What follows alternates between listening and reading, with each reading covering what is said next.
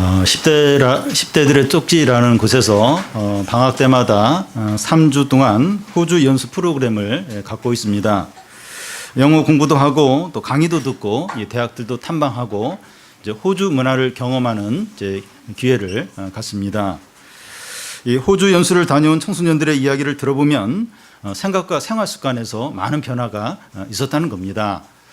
전에는 꿈도 없었는데 이 꿈을 갖게 되었고 이제는 공부도 자발적으로 하게 되었다는 겁니다. 이 특전사 같은 부대에 이제 방학이 되면 외부인들을 받아들여서 이제 훈련 프로그램을 이제 갖고 있습니다. 이 훈련 프로그램에는 그 여대생들도 참여해서 진흙탕에 뒹굴기도 하고 큰 통나무를 들었다 내렸다 하기도 하고 또 보트를 타고 바다의 어떤 목표 지점까지 힘들게 이제 가기도 합니다. 이런 훈련을 통해서 이 담대함과 인내심을 이제 배우게 됩니다.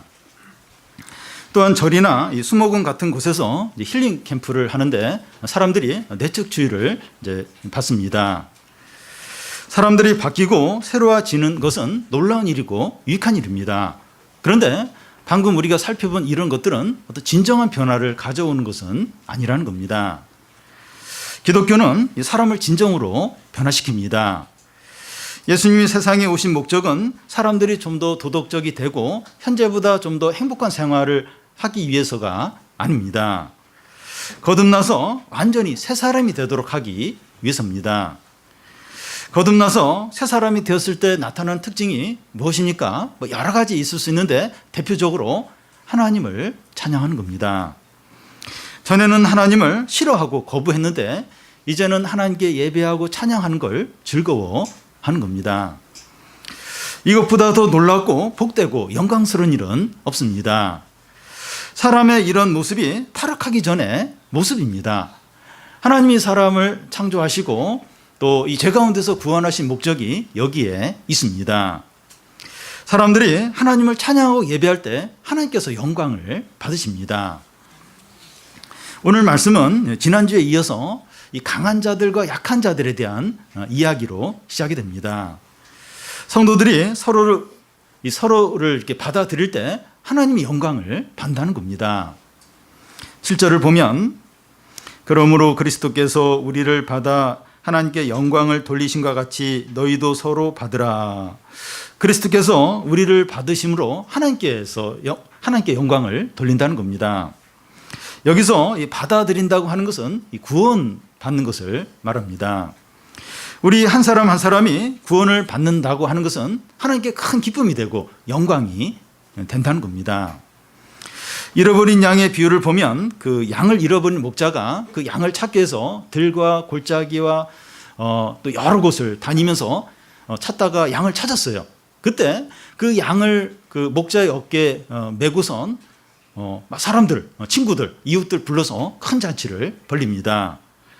이와 같이 한 영혼이 하나님께 돌아왔을 때 하나님께 큰 기쁨과 영광이 된다는 겁니다. 구원받은 한 사람 한 사람이 하나님께 큰 영광과 기쁨과 자랑이 됩니다.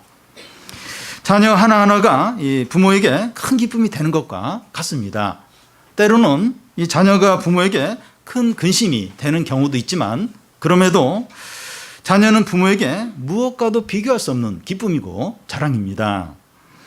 하나님의 자녀인 우리가 뭘 많이 하고 잘해야 하는 것이 아닙니다. 하나님의 자녀라는 그 자체가 하나님께 큰 기쁨이 됩니다. 우리가 뭔가를 잘하지 않아도 우리 자체가 하나님께 큰 기쁨이 되고 영광이 되는 겁니다. 우리가 지금 이 자리에 앉아 있는데 뭘 하나님 위해서 큰 일을 하지 않아도 이렇게 예배 드리려고 앉아 있는 이 자체, 예배 드리는 이 자체가 하나님께 큰 기쁨과 영광이 되는 겁니다. 예수 그리스도가 우리를 받으실 때 원칙이 뭡니까? 주님은 절대 우리 외모를 보지 않습니다. 요즘 사람을 뽑을 때 이 블라인드 채용이라고 해서 스펙이나 이제 이 학벌을 이제 보지 않고 이제 사람을 이제 이렇게 뽑는다고 하는데 그래도 외적인 걸 봐요. 외적인 걸 보고 사람들을 이제 뽑게 됩니다. 그런데 주님은 사람을 외모로 보지 않으십니다. 예수님은 내가 온 것은 의인을 부르러 온 것이 아니라 죄인을 부르러 왔다고 하셨습니다. 예수님의 친구들은 세리, 창녀들, 온갖 죄인들이 예수님의 친구였습니다. 예수님이 사람들을 외모로 본다면 이런 일은 일어나지 않았을 겁니다. 세상은 이 사람들의 외적인 조건을 보고 그 조건에 따라서 대합니다. 학벌이나 경제력이나 외모나 직장이나 사회적인 지위에 따라서 사람을 대합니다. 세상에서 중요시 여기는 기준이 있어요. 거기에 못 미치면 무시를 당합니다. 그런데 예수님께서 우리를 받아 주실 때는 그 외적인 조건을 보지 않고 오직 믿음만을 보십니다. 자신이 죄인임을 인정하고 이 십자가의 공로만 의지하는 그 믿음만 보시고 받아주시는 겁니다. 그래서 이 그리스도인들은 겸손할 수밖에 없어요. 그리고 자랑할 것이 아무것도 없습니다. 그러니까 외적인 걸 하나도 안 봐요. 그리고 오직 믿음만, 자기가 죄인임을 인정하고 십자가의 공로만 의지하는 그 사람만 예수님 받아주신 거예요. 그래서 자랑할 게 아무것도 없어요. 그리고 겸손할 수밖에 없다는 겁니다. 그리스도인들이 이런 자들이기 때문에 서로 받아들이라는 겁니다.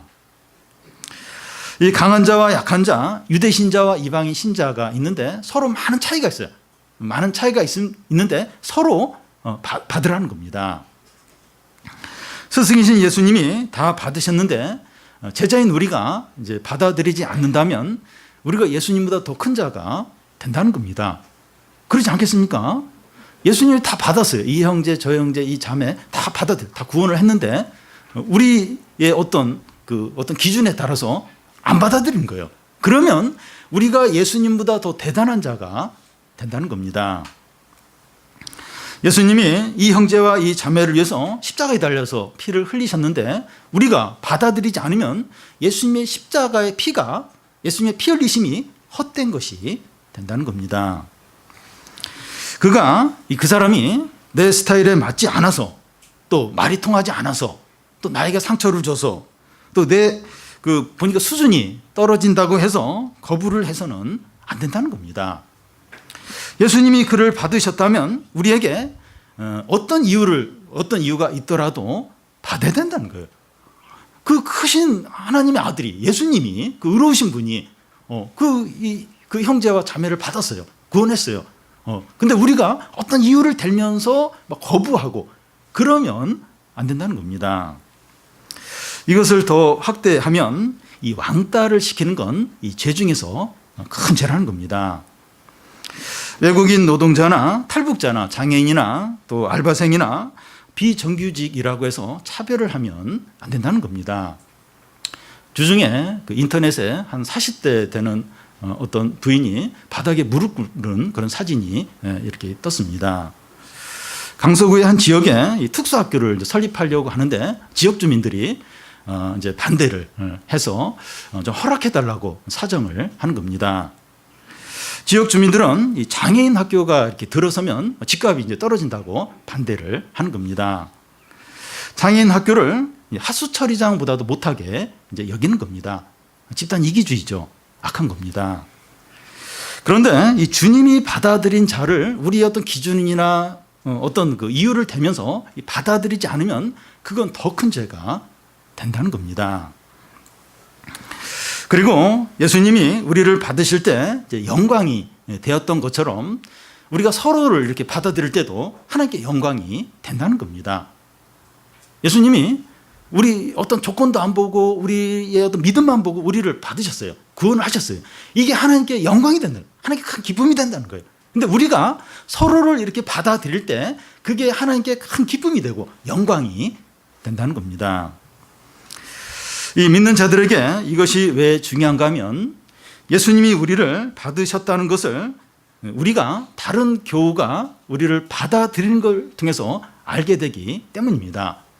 그러니까 나를 이제 예수님이 받으셨는가 받지 않으셨는가, 예수님이 나를 받으셨다고 하는데, 구원하셨다고 하는데 이게 맞는지 어떻게 알 수 있는가 하면 다른 교우가 우리를 이렇게 받아주는 걸 통해서 아, 주님이 나를 받으셨구나 하는 것을 알게 된다는 겁니다. 제가 대학생 때 이제 교회를 다시 이제 나가게 되었는데 그때 참 제 안에 열등감이 많았습니다. 근데 교우들이 저를 있는 그대로 이렇게 받아주는 거예요. 작은 교회였지만 그러면서 사랑해주고 존중을 이제 해주는 겁니다. 저는 교우들이 그런 태도를 통해서 주님이 나를 용납하시는구나, 나를 사랑하시는구나, 나를 참 귀하게 여기시는구나 하는 것을 느끼게 되었습니다. 그 이후부터 계속해서 저는 이제 성도들을 통해서 그런 대우를 그런 사랑을 받았는데, 그래서 이제 지금까지 이렇게 신앙생활을 잘 하고 있다고 생각됩니다. 그런데 교인들이 이런저런 이유로 이 다른 교인들을 받아들이지 않으면 그는 그리스도가 자기를 받아들인 거에 대해서 믿지 못하게 된다는 겁니다. 자기는 분명히 하나님이 나를 받으셔서 사랑하셔, 그리고 나를 구원하셨을 거야, 그렇게 알고 있는데 그 다른 교인들이 이런저런 이유를 대면서 나를 안 받아주면 하나님이 나를 진짜 받으셨을까, 나를 사랑하실까, 나를 구원하셨을까 의심이 생기게 된다는 겁니다. 왜냐하면 우리는 이 다른 교인들을 통해서 하나님의 사랑을 느끼기 때문입니다. 자녀들은 이 하나님의 사랑을 부모로부터 느끼는 것과 같습니다. 부모들은 이 교회에서도 잘 해야 되지만 집에서도 자녀들에게 잘해야 됩니다. 교회에서는 이제 교인들과의 관계에서 신사적이잖아요. 화 잘 안 내잖아요. 그리고 집에서도 화를 잘 안 내야 한다는 겁니다. 왜냐하면 자녀들은 하나님의 사랑을 부모를 통해서 느끼기 때문입니다. 하나님은 사랑이 많고 하나님은 신실하시고 하나님은 좋으신 분이고, 근데 우리 부모님도 하나님 믿어요. 근데 집에 와서 자꾸 이렇게 막 화를 지나치게 내고 또 막 잔소리가 너무 심하고 이러면 그 하나님의 사랑에 대해서, 이렇게 부모님이 있는 하나님에 대해서 이렇게 불신을 하기가 쉽다는 겁니다. 그래서 이렇게 이 자녀들은 이 하나님의 사랑을 부모로부터 느낀다. 그래서 이제 우리 부모님들이 잘 해야 된다는 겁니다. 우리는 이 서로에 대해서 이 하나님을 나타내는 자들입니다. 하나님은 안 보여요. 하나님 안 보여요. 그래서 이 믿는 사람들이 서로에게 하나님을 나타내는 자들입니다. 하나님의 사랑과 용납이 우리를 통해서 서로에게 전해집니다. 그러니까 뭐 하나님의 큰 손이 와서 막 우리를 안아주고 쓰다듬어 주는 것이 아니라 우리 서로의 그 교우들을 통해서 하나님의 사랑과 용납이 서로 교우들을 통해서 나타나게 되는 겁니다. 하나님이 당신을 사랑하십니다 하면서 100번을 이야기하는 것보다 제대로 한 번이라도 이렇게 사랑하는 것이 훨씬 더 효과적입니다. 하나님, 우리가 큰 일을 하고 많은 일을 할 때 영광을 받으시는 것이 아니라 서로를 용납하고 이렇게 사랑할 때, 그때 하나님이 영광을 받으십니다. 우리가 그동안 용서하지 못하고 마음을 닫고 있던 사람을 용서하게 되었을 때 하나님께서 영광을 받으십니다. 최근에 누군가 이렇게 용서하고 화해를 했다면 하나님 영광을 받으셨습니다. 우리가 뭐 다른 거 하나님께서 큰 일, 큰 봉사 그런 거 하지 않더라도 이렇게 화해하고 용서하고 용납하고 그러면 그 일을 통해서 하나님이 너무 기뻐하시면서 영광을 받으시는 겁니다.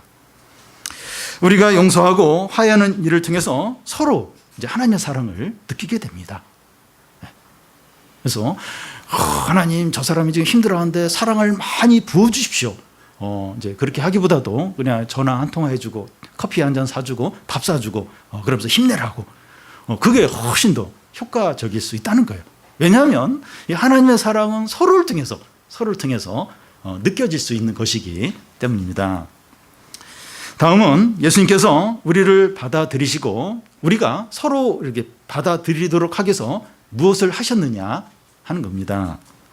이 8절을 보면 내가 말하노니 그리스도께서 하나님의 진실하심을 위하여 할례의 추종자가 되셨으니 이는 조상들에게 주신 약속들을 경고하게 하시고, 그리스도께서 할례의 추종자가 되셨다고 하는 것은 율법을 다 지키신 것을 말합니다. 예수님은 율법을 폐하러 오신 것이 아니라 완성하러 오셨습니다. 율법의 이제 완성이란 그 율법의 요구를 다 이루는 것을 말합니다. 율법의 요구가 뭡니까? 죄를 지으면 피를 흘려야 한다는 겁니다. 이 법의 요구가 뭡니까? 법을 어겼을 때는 이 처벌을 받아야 하는 겁니다. 그와 같이 이 유대인들이 율법을 다 범했기 때문에 피를 흘려야 됩니다. 유대인들 다 죄를 졌죠. 죄를 져서 이제 피를 흘려야 돼요. 하나님께 심판을 받아야 됩니다. 그래서 그들의 조상인 아브라함의 언약과는 상관이 없게 되었습니다. 그러니까 유대인들이 다 죄를 지었어요. 그래서 하나님의 심판을 받을 수밖에 없기 때문에 이 아브라함의 축복의 약속이 유대인과 아무런 상관이 없게 된 겁니다. 그런데 예수님이 사람들의 죄를 위해서 십자가 위에서 죽으심으로 율법의 요구를 다 이루게 됩니다. 무슨 말인가 하면 죄를 지으면 피를 흘려야 되는데 예수님께서 사람들의 죄를 위해서 십자가 위에서 대신 피를 흘리신 거예요. 대신 형벌을, 심판을 받으신 겁니다. 그래서 예수님으로 인해서 아브라함의 언약이 유대인들에게 다시 효력을 나타내게 되었다는 겁니다. 그러니까 유대인들도 다 죄를 지어서 피를 흘리고 심판을 받을 수밖에 없습니다. 그런데 예수님이 그 유대인과 모든 사람을 위해서 십자가에서 대신 피를 흘렸어요. 그래서 아브라함의 이 축복의 언약이 이제 유대인들에게 다시 효력을 갖는다는 겁니다. 그런데 유대인뿐만 아니라 이방인에게도 이 아브라함의 그 언약이 효력이 있습니다. 아브라함의 언약은 처음부터 이방인들이 하나님 나라에 들어올 것을 말씀을 하셨습니다. 그 창세기 12장에 보면 그 하나님이 아브라함에게 너는 그 열국의 아비가 되고 너를 통해서 이 열국이 복을 받으리다 이 말씀을 하셨는데 이것은 이방인이 하나님 나라에 들어올 것을 이제 말씀을 하신 겁니다. 그런데 예수님이 오시기 전에는 이방인들이 하나님 나라에 들어오는 것이 불가능했습니다. 왜냐하면 이방인들도 죄를 졌어요. 그래서 피를 흘려야 돼요. 심판을 받아서 멸망을 할 수밖에 없습니다. 그런데 예수님이 십자가에 죽으심으로 율법의 요구를 다 이루어서 유대인이나 이방인이나 믿음으로 하나님 나라에 들어오게 되었다는 겁니다. 그러니까 유대인들도 율법을 범해서 피를 흘려야 되고 이방인도 죄를 지어서 피를 흘려야 돼요. 다 심판받아 멸망을 받아야 됩니다. 근데 예수님이 십자가 위에서 우리의 죄를 위해서 유대인들의 죄를 위해서 피를 흘리셨어요. 그래서 율법의 요구를 이루셨습니다. 그래서 유대인이나 이방인이나 믿음으로 예수님을 믿음으로 하나님 나라에 다 들어올 수 있게 된 겁니다. 이 9절 중간까지를 보면 이방인들도 그 긍휼하심으로 말미암아 하나님께 영광을 돌리게 하려 하심이라. 이방인들이 하나님 나라에 들어올 수 있는 이유는 긍휼하심 때문입니다. 우리가 다 이방인이었기 때문에 전에 우리는 그리스도 밖에 있었어요. 아브라함의 언약과 상관이 없었고 하나님이 없었던 자들입니다. 유대인들은 그래도 이제 이 구약 때 이제 그들에게 율법도 있고 하나님도 있었지만 우리는 그리스도와도 상관없고 하나님이 없었던 그런 자들이었습니다. 그런데 이방인인 우리들이 하나님 나라에 들어올 수 있었던 이유는 긍휼하심 때문입니다. 여러분, 긍휼이라고 하는 것은 아무런 가치가 없는 사람에게 귀한 것을 이렇게 아낌없이 주는 것을 말합니다. 우리에게 어떤 긍휼이 베풀어졌습니까? 하나님의 아들이 우리를 위해서 죽으셨습니다. 왜냐하면 하나님의 아들이 우리를 위해서 좀 고생하고 수고하고 또 우리를 위해서 금전적인 손해를 보고 이게 아니라 그냥 하나님의 아들이 우리 죄를 위해서 그냥 죽어버리셨습니다. 여러분, 우리 몸에 한 부분에 이렇게 몸에 한 장기가 많이 병들고 이렇게 거의 고장이 나서 이식을 이제 해야 되는데 나를 전혀 모르는 사람이 자신의 어떤 각막이나 신장을 공짜로 이렇게 주어서 이식을 하게 되었다면 너무나 감사하죠. 너무나 무슨 날만 되면 선물 보내고 계속해서 어떤 감사의 어떤 그런 인사를 할 겁니다. 그런데 그 정도가 아니라 벌레보다도 못한 악한 죄인인 우리들을 위해서 하나님의 아들이 죽었습니다. 십자가에서 피를 흘리셨어요. 모든 걸 다 우리를 위해서 희생을 하셨습니다. 그 긍휼로 인해서 우리가 구원을 받게 된 것입니다. 하나님 아버지께서 긍휼로 우리를 구원하신 이유는 하나님이 영광을 받기 위해서입니다. 하나님이 이 죄인들 소망 없는 우리들을 긍휼을 베푸셔서 이제 구원을 하셨는데 그 목적이 이 일을 통해서 하나님 영광을 받기 위해서라는 겁니다. 우리를 구원하시고 나서 하나님 영광을 받으세요. 하나님이 크게 기뻐하시는 겁니다. 하나님께서 이방인인 우리들로부터 영광을 받기를 얼마나 원하셨는가 하는 게 이 구약 성경 여러 곳에 나와 있어요. 우리는 우리가 하나님께 기쁨이 되는 게 그걸 하나님 진짜 원하실까? 내가 구원받고 예배드리고 이게 하나님께 무슨 의미가 있을까? 하나님 모르실 텐데. 그렇지가 않다는 거예요. 구약 성경 여러 곳에 이방인들이 이렇게 구원받고 하나님께 예배하고 찬양하는 걸 하나님이 얼마나 기뻐하신가, 얼마나 그걸 원하셨던가 하는 게 여러 곳에 나와 있다는 겁니다. 그 9절부터 그 11절까지 이렇게 나와 있는데요. 9절 증관을 보면 그러므로 내가 열방 중에서 주께 감사하고 주의 이름을 찬송하리로다. 이 말씀은 시편 18편 49절에 나오는 말씀이에요. 그 말씀을 이제 인용을 한 것이고 10절을 보면 또 이르되 열방들아 주의 백성들과 함께 즐거워하라. 이 말씀은 신명기 32장 43절에서 인용을 한 말씀이고요. 또 11절을 보면 또 모든 열방들아 주를 찬양하며 모든 백성들아 그를 찬송하라. 이 말씀은 시편 117편 그 1절의 말씀을 인용을 한 겁니다. 여기 열방들 하면서 반복해서 나오는데 이방인들을 가리킵니다. 우리가 세 곳을 인용했지만 이 구약 성경에 보면 하나님이 이방인들이 구원받고 하나님께 찬양하는 걸 얼마나 원하셨는가, 얼마나 그걸 좋아하시는가 하는 것이 나와 있습니다.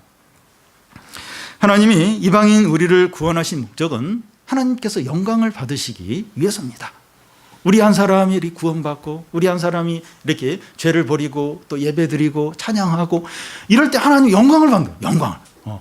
그게 하나님께 엄청난 자랑이 되고 기쁨이 된다는 겁니다. 그래서 그리스도인이 어떤 자들인가 하면 하나님을 예배하고 감사하고 찬양하는 자들입니다. 그리스도인이 어떤 자인가? 여러 가지로 이야기할 수 있는데 하나님을 예배하는 자예요. 하나님을 찬양하고 하나님께 감사하는 자들이 그리스도인인 겁니다. 예배를 싫어하거나 찬양을 귀찮아하거나 기도하지 않는 자는 그리스도인이라고 보기 어렵습니다.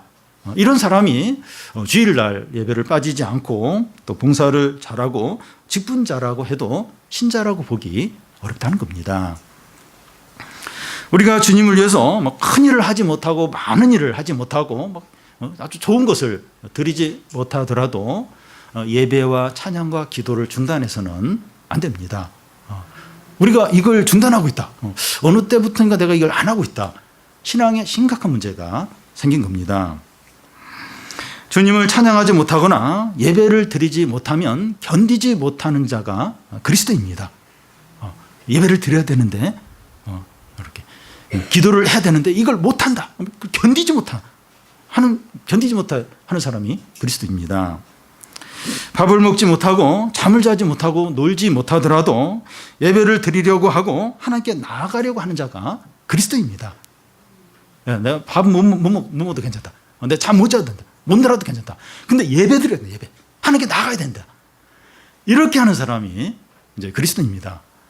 내가 예배는 못 드려도 잠을 자야 돼. 밥은 꼭 먹어야 돼. 이 사람은 그리스도인이 아니라고 할 수는 없지만 좀 이렇게 회개해야 돼. 회개할 사람입니다. 근데 밥은 못 먹더라도 잠 못 자더라도 내가 좋아하는 거 못 하더라도 예배 드려야 된다. 하나님께 나가야 된다. 이런 사람이 이제 신자인 겁니다.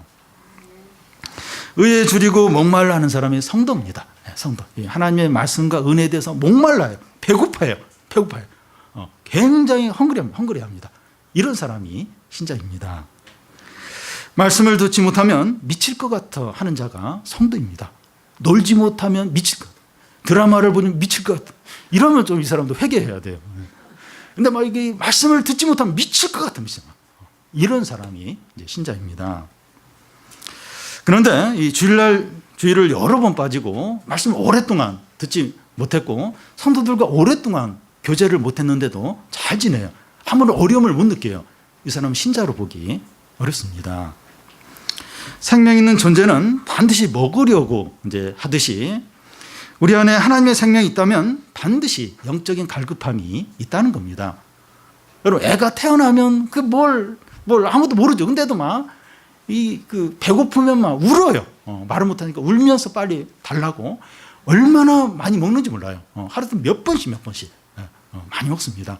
왜냐하면 그 애한테 생명이 있으니까 이렇게 어떤 먹고자 하는 욕구가 있다는 겁니다. 우리에게 하나님의 생명이 있다면 영적인 갈급함이 반드시 있다는 겁니다. 의에 줄이고 목마름이 있다는 거예요. 말씀과 은혜에 대한 그런 간절함이 있다는 겁니다. 그런데 식욕은 많이 있고 수면욕은 강하고 성취욕은 강한데 이 영적인 욕구가 없다면 무슨 하나님의 생명이 없는 거예요. 하나님의 생명이 없기 때문에 그런 어떤 신앙적인 어떤 영적인 욕구가 이제 없는 겁니다. 신자는 청소년이든지 청년이든지 장년이든지 예배와 말씀을 사모하면서 하나님께 영광을 돌리는 자들이라는 겁니다.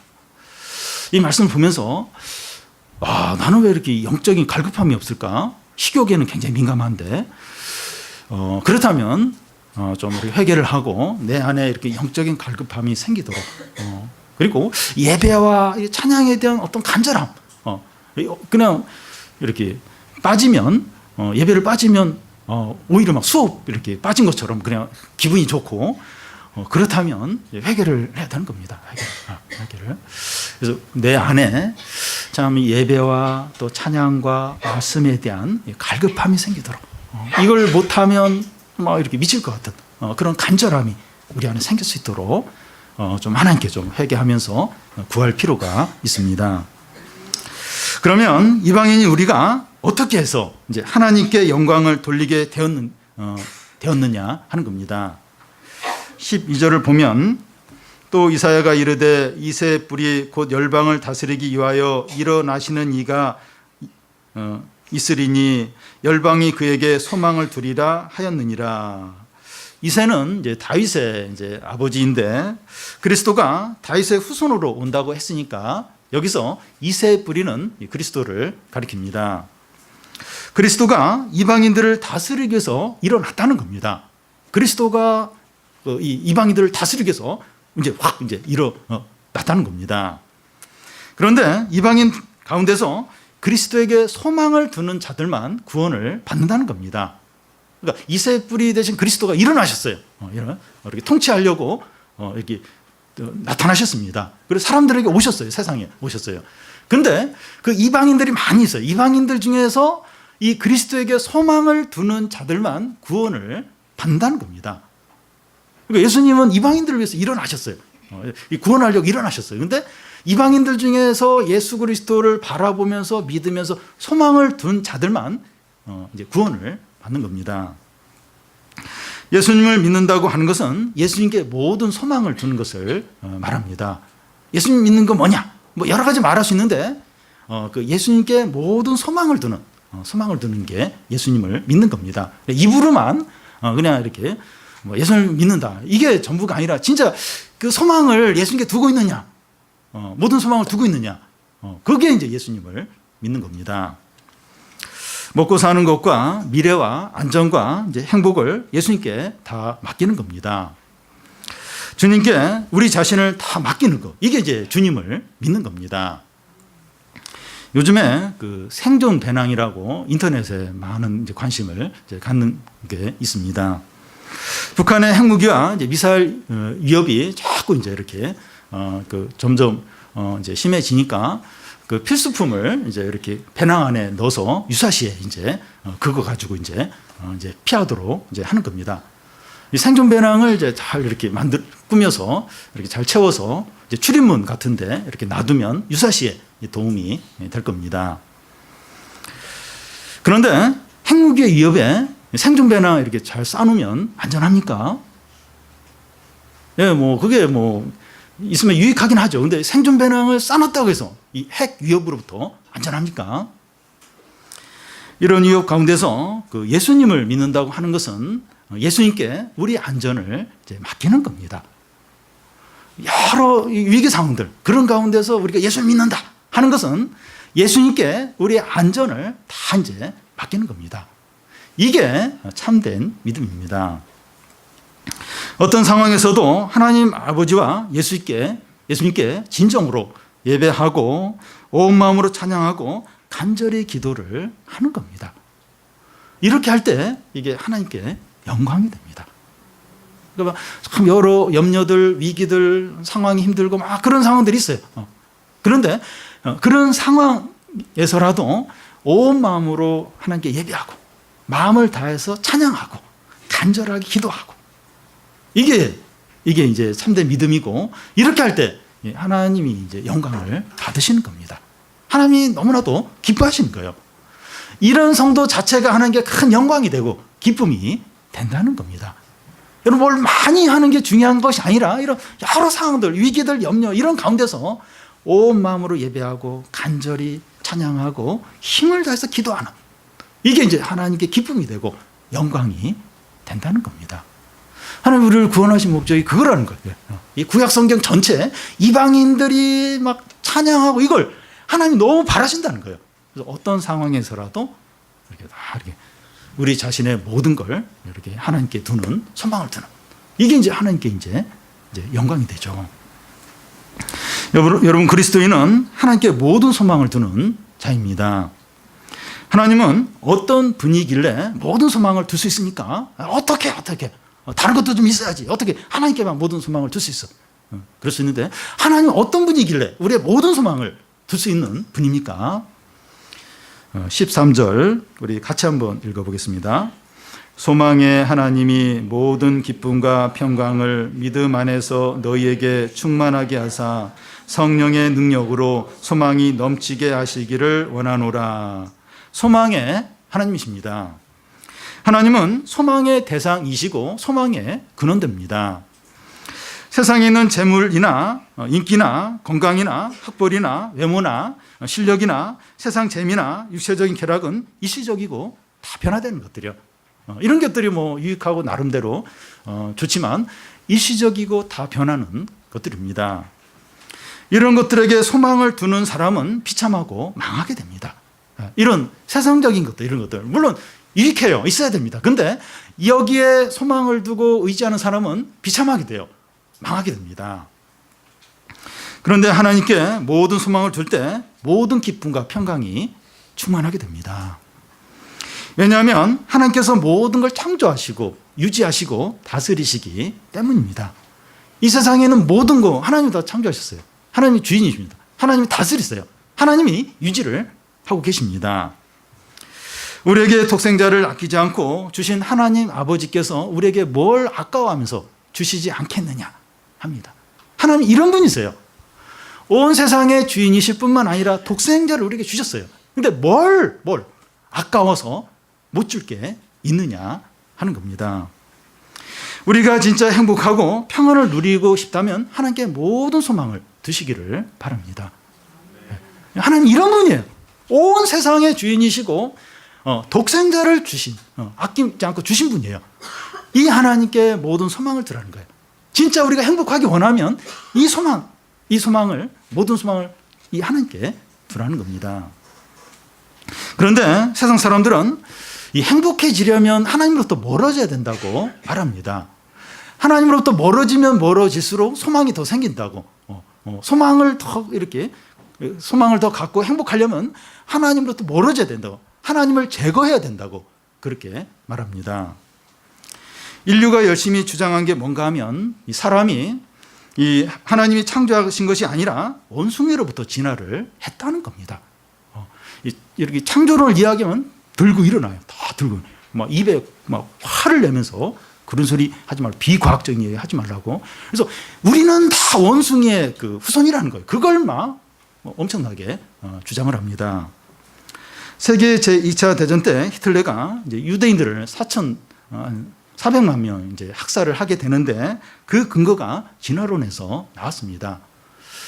이 세상에 여러 이제 인종들이 있는데 우수한 인종이 있고 열등한 그런 인종이 있다는 겁니다. 독일 이 게르만족은 굉장히 뛰어난 제일 우수한 인종이고 이 히브리인 이 유대인들은 열등한 종족이기 때문에 이 지상에서 없애도 된다는 거예요. 그래야 이 우수한 인종들이 온 세계에 퍼져야 세상이 아주 좋은 곳이 된다고 그런 논리로 유대인들을 학살을 했습니다. 인류가 하나님을 거부하고 원숭이를 조상으로 이렇게 삼은 결과 전쟁과 학살과 비참함과 멸망이 오는 겁니다. 하나님만이 참된 소망입니다. 하나님을 바라보는 믿음 안에 모든 기쁨과 평안이 있습니다. 그래서 예수를 믿는 우리는 어떤 상황에서도 하나님을 찬양하고 감사하고 영광을 돌리는 겁니다. 어떤 상황에서도 하나님께 소망을 두고 하나님을 찬양하고 감사하고 영광을 돌리는 겁니다. 주님이 그걸 위해서 우리를 구원하셨어요. 주님이 그걸 얼마나 기대하십니까? 얼마나 좋아하십니까? 하나님은 그렇게 할 때 영광을 받습니다. 너무나 기뻐하세요. 어떤 상황에 있든지 다른 것들에게 소망을 두는 것이 아니라 하나님께 모든 소망, 그러면서 찬양하고 감사하고, 이게 하나님이 우리에게 기대하신 거고, 이것이 사람이 할 수 있는 최고의 일인 겁니다. 또한 우리 안에 성령이 계시는데 이 성령으로 인하여 소망이 넘치게 된다는 겁니다. 13절 중간을 보면 성령의 능력으로 소망이 넘치게 하시기를 원하노라. 우리가 이 성령 충만을 구해야 되는 이유가 여기에 있습니다. 왜 우리가 성령 충만을 구해야 되는가? 그 이유가 여기에 있습니다. 우리 안에 성령이 충만할 때 소망이 넘치고, 소망이 넘치니까 기쁨과 평안이 충만하다는 겁니다. 우리나라 청년들이 힘들어하는 이유가 소망이 없기 때문입니다. 지금은 힘들지만 1년 후, 5년 후에는 경제가 나아진다, 나라가 훨씬 나아진다, 이러면 지금 어려워도 참아요. 근데 점점 더 어려운 거예요. 1년 후, 5년 후가 더 힘들고 좋아질 기미가 안 보이는 겁니다. 헬조선 이러면서 조선을 빨리 떠나야 된다, 뭐 이런 말들을 그냥 이제 하게 되는 거죠. 그런데 우리가 이 성령 충만할 때 어떤 상황에서도 소망이 넘치게 되고, 소망이 넘치니까 기쁨이 충만해지는 겁니다. 그러니까 좀 소망이 조금 생긴다, 이게 아니라 소망이 넘친다. 소망이 없어서 다 좌절하고 슬퍼하는데 소망이 넘치니까 기쁨도 넘치게 되는 겁니다. 세상 사람들은 철저하게 눈에 보이는 것이 있어야 행복해합니다. 돈이 있어야 돼요. 직장이 있어야 되고, 건강해야 되고, 진로가 정해져야 됩니다. 그러니까 보이는 게 있어야 돼. 보이는 게 있어야, 그래야 행복해합니다. 그런데 우리는 눈에 보이는 이 상황이나 결과와 상관없이 성령 충만함으로 기뻐하는 자들입니다. 우리는 뭐 이렇게 보이는 게 없어도 이 성령 충만하면서 소망이 넘치면서 기뻐하는 자들입니다. 여러분, 눈에 보이는 것이 더 참됩니까? 아니면 성령 충만한 게 더 참됩니까? 이게 중요해요, 이게. 눈에 보이는 게 더 참됩니까? 아니면 이 성령 충만한 게 더 참됩니까? 눈에 보이는 것들은 상황과 시간에 따라서 계속해서 달라집니다. 상황이 바뀌고 변수가 생기면 달라져요. 그래서 뭐 주식을 많이 갖고 있어서 막 부자였는데 변수가 생기면서 뭐 이렇게 이러면서 이제 주가가 확 떨어지면 그냥 이렇게 손해를 보게 되고 빚덩어리에 이제 앉게 되는 거죠. 그러니까 상황과 시간에 따라서 계속 이 눈에 보이는 것들은 달라지게 됩니다. 청소년들은 이제 성적이 떨어지면 행복도 이제 이렇게 떨어지고, 이 재산이 있다가 재산이 이제 줄어들면 기쁨도 이제 줄어들고, 직장 잘 다니고 있는데 직장이 막 흔들리면 그 행복도 이제 함께 흔들리는 겁니다. 여러분, 사람은 그 10가지 중에서 9가지가 다 좋아도 한 가지가 안 좋으면 그걸로 힘들어하는 거예요. 좋은 건 눈에 안 들어오고 그 지금 잘 안 된 그것 때문에 힘들어하고 슬퍼하고 두려워한다는 겁니다. 그러니까 상황, 눈에 보이는 걸 의지하는 거예요. 그걸 바라보는 거예요. 근데 상황과 시간이 자꾸 달라져요. 자꾸 변해요. 그럴 때마다 이제 계속 이제 두려워하는 거예요. 불행해지는 겁니다. 고통 가운데 있게 되는 겁니다. 그런데 성령은 참되어 변화되고 영원합니다. 하나님은 신실해. 하나님은 달라지지 않아요. 하나님이 영원하십니다. 그래서 성령 충만한 사람이 세상에서 가장 행복한 자입니다. 돈 많은 사람. 저는 이제 한 번씩 그 외국의 그 프로 축구 선수들 일주일에 주당 1억씩 받아요. 1억씩. 더 받는 사람도 있어요. 한번 생각을 해보세요. 한 주에 1억을 받는다. 1억을. 1억을 받는다. 1년이 65주니까 그것도 65억밖에 안 되네. 근데 52조. 52억밖에 안 되네. 근데 더 받는 사람이 더. 이거 몇 배 받는 사람. 뭐 이렇게 하루당 막 이렇게 막 그렇게 받는 사람들도 있고. 그 사람들 얼마나 행복할 것 같습니까? 근데 그 돈은 많지만 행복하지 못한 사람이 얼마나 많은 사람이 많은지 몰라요. 이건희 회장 같은 경우는 몇 조 원인데 의식이 없어요, 의식이. 그 돈이 무슨 소용이 있습니까? 또 이거 타이거 우즈, 그 골프 황제, 이 사람도 수천억 원의 재산이 있어요. 근데 뭐 이렇게 가정도 깨지고 또 뭐 이렇게 알코올에 빠지고 또 약물에 빠지고 마약까지 해가지고 막 검찰에 이렇게 뭐 붙잡히고 뭐 교통사고 당하고 그렇게 비참해요. 한 번씩 이렇게 사진이 나오는데 그렇게 슬퍼 보이고 비참해요. 수천억 원 있는데 아무 소용이 없어요. 그리고 또 변수가 있어요. 변수가 시간에 따라서 이 눈에 보이는 것들 자꾸 움직이는 거예요. 변화되고 없어지는 겁니다. 그런데 이렇게 성령 충만 하나님께 소망을 둔 사람, 하나님은 변함이 없어요. 성령은 영원합니다. 성령 충만한 우리가 진짜 행복한 자죠. 진정으로 복된 자입니다. 오늘 이 자리에 있는 교우들 중에서 상황이 너무 힘들고 어려워서 이 낙심하고 두려워하는 분들이 있습니까? 주님이 우리의 소망이 되십니다. 우리 안에 있는 이 성령을 통해서 소망이 있는 정도가 아니라 넘쳐요.